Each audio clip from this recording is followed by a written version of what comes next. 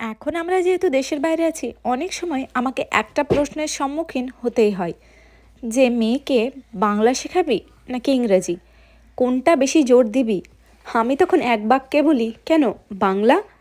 হ্যাঁ, একটা কথা সত্যি যে ইনা ইংল্যান্ডে জন্মেছে, তার ফার্স্ট ল্যাঙ্গুয়েজ ইংলিশই হবে, কারণ এখানকার স্কুলে ইংরেজিতেই সব কিছু শেখানো হয়। কিন্তু আমার ইচ্ছা আছে ইনায়া ইংরেজি ভাষা শেখার পাশাপাশি আমার মাতৃভাষা বাংলাতেও দক্ষতা অর্জন করুক।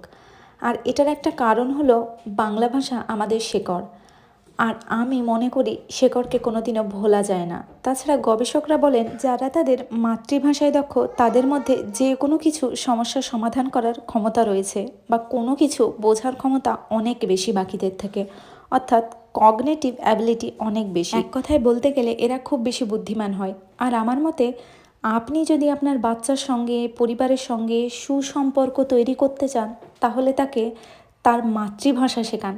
এটা হলো তার বেসিক প্রয়োজন।